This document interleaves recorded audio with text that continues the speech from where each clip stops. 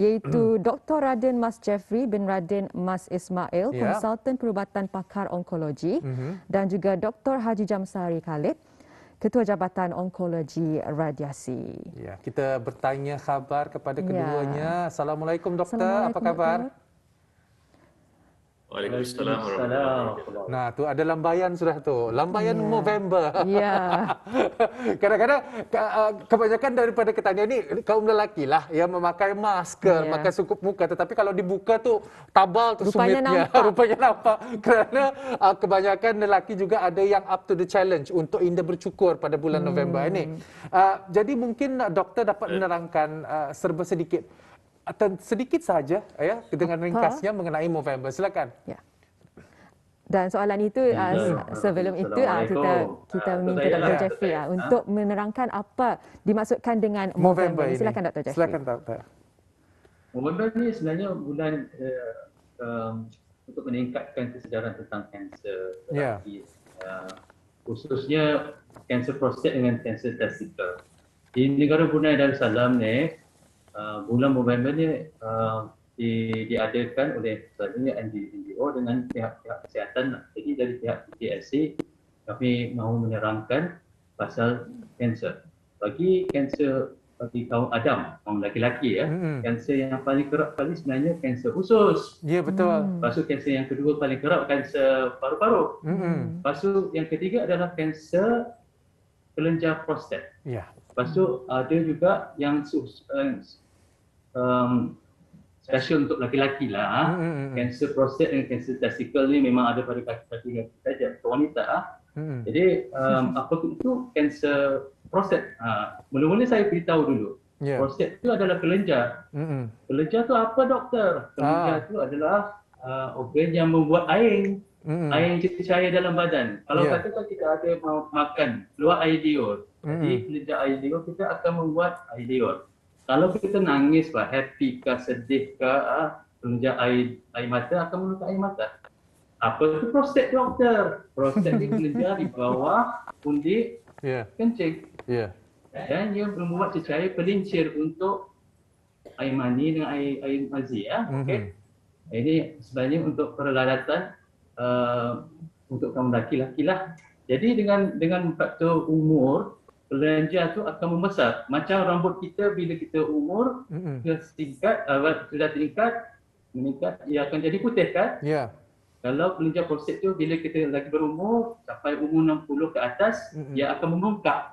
Itu satu proses yang semula jadi, selalunya dipanggil BPH. Malangnya untuk kebanyakan orang lelaki bila capai umur 70 ke atas ada risiko menjadi kanser. Kanser tu apa doktor? Kanser tu adalah kanser ketumbuhan atau barah lah dalam kata Melayu yang boleh menyebabkan kesihatan kita kemudatan. Dia boleh membesar, menyebabkan fungsi organ tu kurang sihat atau ke tempat lain. Itulah tadi kita telah mendengarkan apakah dia sebenarnya prostat dan apakah sebenarnya yang berkaitan dengan kanser prostat dan seperti apa yang dikatakan oleh doktor tadi, kanser prostat ini adalah kanser yang ketiga paling kerap. Maksudnya yang antara kanser yang paling banyak lah di kalangan lelaki. Yang ketiga. Selepas apa tu tadi? Jadi seterusnya kita akan mengetahui mengenai faktor risiko bagi mereka yang menghadapi kanser ni. Bagaimana untuk didiagnosa dan sebagainya? Apa simptom-simptomnya? Mungkin saja doktor dapat menjelaskan ni. Ni saya boleh terangkan lah. Memang yang satu tu faktor umur. Kami tak boleh menahan dari usia meningkat. Setiap hari kita bangun, kita lagi muda sehari kan? Jadi bagi kaum lelaki, bila umurnya sudah capai 60 ke atas ada risiko mendapat kanser prostat. Apalagi ada unsur keturunan. Jadi ada sebahagian kaum lelaki yang ada kanser dalam family-nya.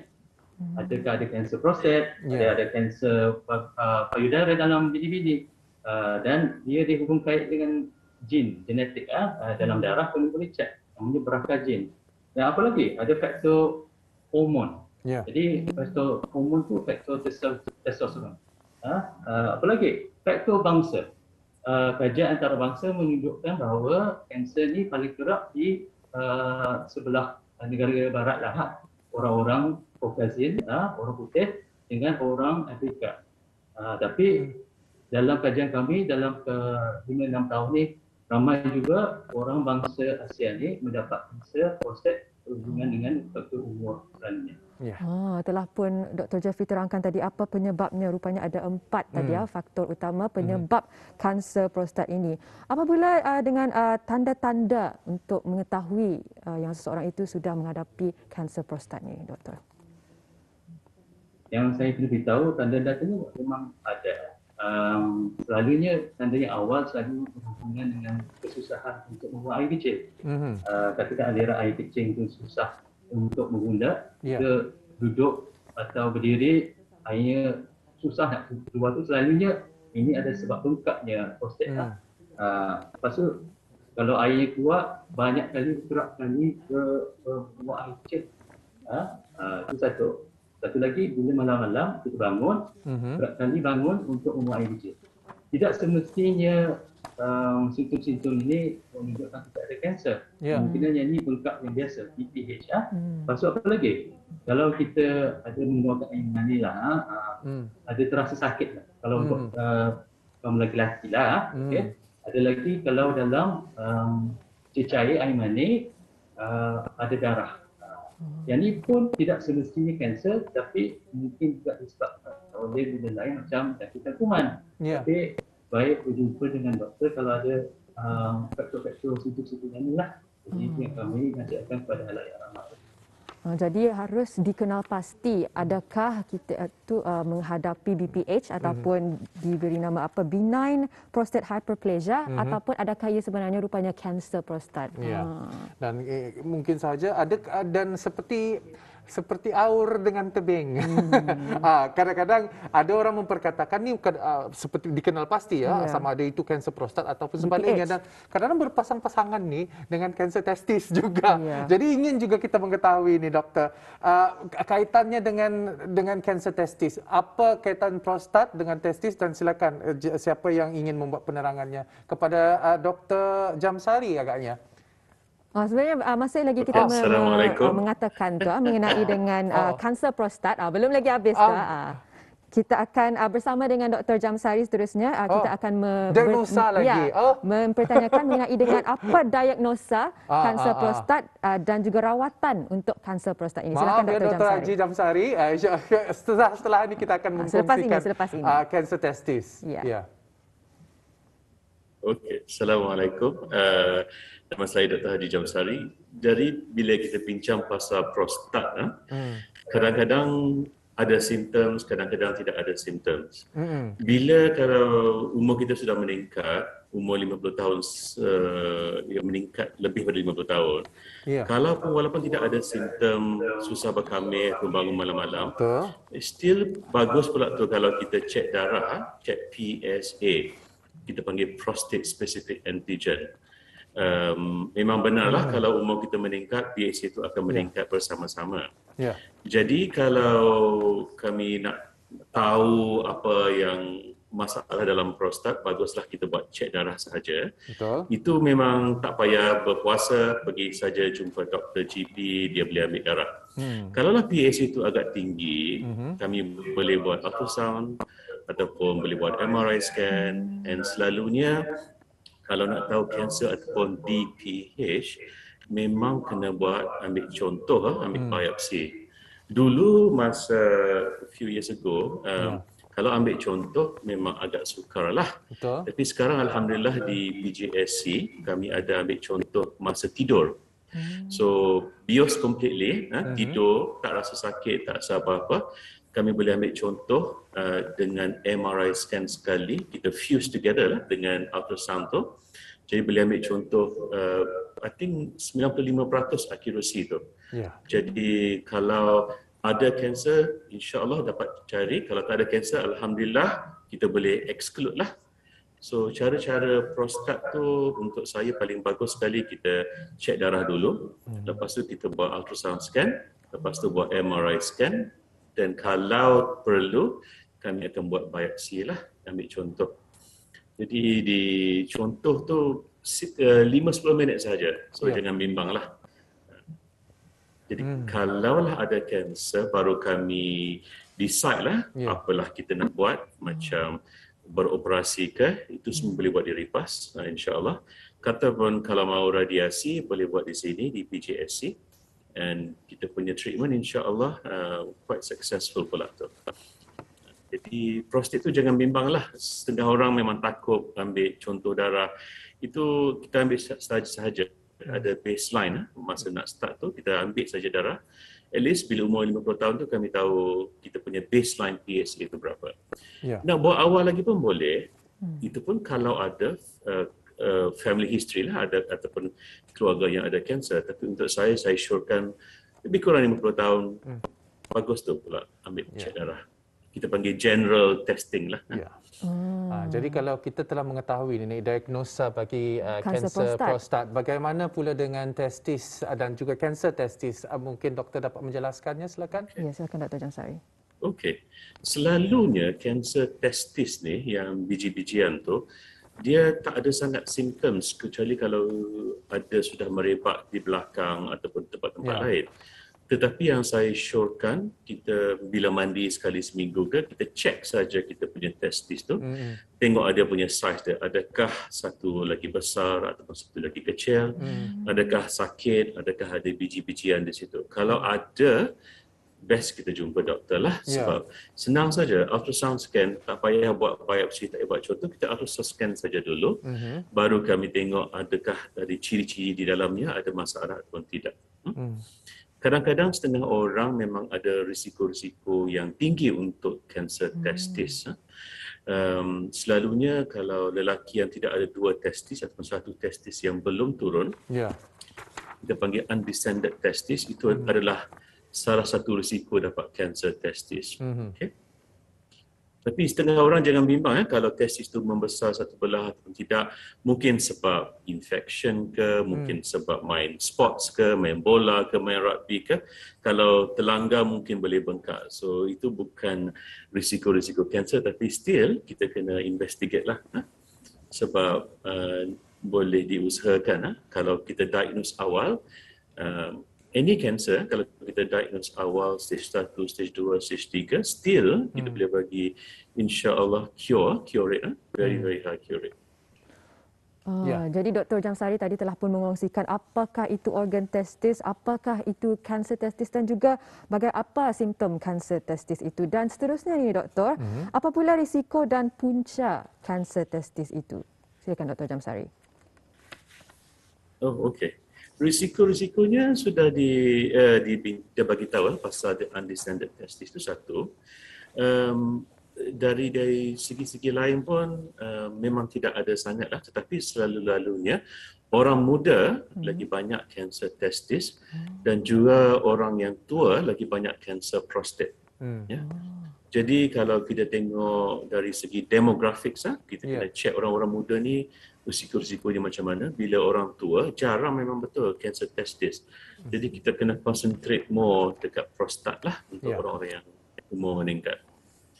Jadi walaupun di Brunei kanser prostat tu nombor 3, tapi saya rasa mungkin akan naik tu sebab walaupun kita jarang cek prostat kita, memang prostat tu bagi masalah untuk ramai lelaki yang umurnya meningkat ya. Jadi baguslah kalau kita ada once over check, because itu very penting sebab saya rasa sebab di western country prostat tu nombor 1. So kami di Brunei ni walaupun kami orang Asia, tapi kita fikir juga tahu kita punya kehidupan kita, permakanan kita macam western jugalah. So kami kena fikir multiple faktor yang mungkin akan menaikkan kita punya risiko-risiko. Saya rasa makanan yang tidak bagus macam proses makanan dan juga lepas tu pula makanan-makanan yang banyak berlemak, itu memang tidak bagus. Jadi kita kena jaga-jagalah kita punya kesihatan badan kita. Ini awareness untuk November ni untuk bukan saja prostat dan testis, tapi kita kena fikir pasal usus jua dan juga paru-paru. Tapi kita tak bincang sangatlah. kita boleh buat hari-hari lain insya-Allah. Ada satu soalan ni mungkin sahaja harus ditanyakan. Adakah caranya untuk ketani mengelakkan supaya ketani ini mendapat kanser? Macam mana tu, doktor? Oh, okey. Itu tu kalau faktor genetik memang tak boleh buat apa-apa. Tetapi yang paling penting sekali kita kena jangan bersigup lah. Smoking tu jangan pegang langsung. Dan juga kena exercise selalu, at least 30 minit, 5 kali seminggu. I know memang susah lah, tetapi kita cuba try lah. Sekarang kalau nak exercise kena pakai topeng, memang kena usahalah sikit. Lepas tu pula jaga permakanan kita, kena seimbang. Jangan banyak sangat nasi, kurangkan gula, banyakkan buah-buahan, itu paling penting sekali. Untuk saya kita balance diet lah, itu semua kena cukup, tapi jangan terlebih, jangan ekstra. Jadinya dalam approach untuk menjaga kesihatan ini, kebanyakan di antara kita itu mengenali cara untuk menstabilkan kesihatan ketani ialah dengan mengurangi risiko dan penjagaan secara holistik. Terutama sekali lagi penjagaan kesihatan. Dan adakah kaitannya juga kanser ini dengan kesihatan mental? Kalau ada pun, apa sebenarnya cara untuk kita menjaga diri kita daripada adanya menghidap penyakit prostat kanser dan juga testicular cancer ataupun pelbagai jenis kanser ini? Adakah kaitannya dengan our mental health? Mental health kita ni pun mesti dijaga. Sometimes ada yang mengatakan bahawa stres ini dapat meningkatkan risiko kita menghidap penyakit-penyakit seperti ini. Macam mana? Apa komen daripada kedua-dua doktor kita? Silakan. Ya, mungkin kita boleh mungkin boleh diberikan komentarnya. Ya. Jeff, your speaker, Jeff.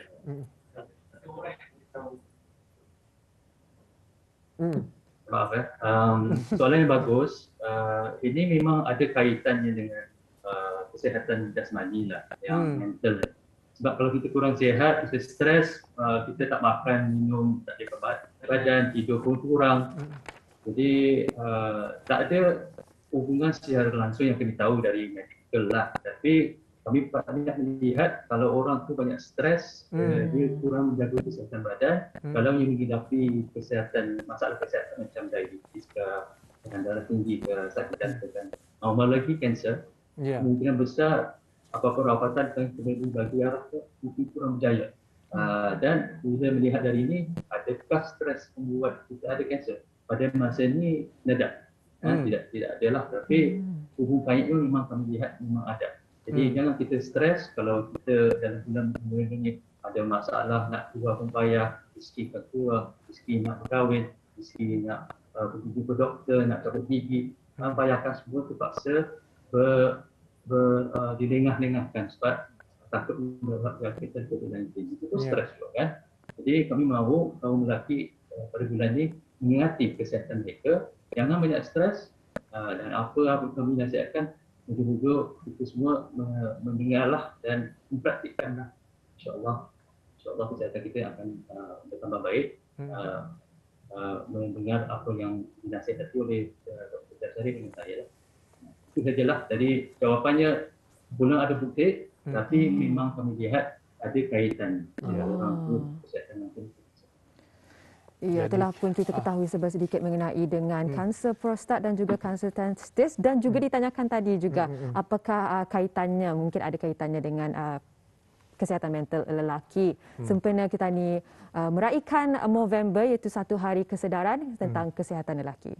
Tetapi sampai di sini saja kerana waktu masa terlalu cemburu dengan perbualan kita ni tentang November ni doktor-doktor semua. Jadi insyaAllah kita kalau ada kesempatan kita akan berjumpa lagi untuk membicarakan tentang isu ini.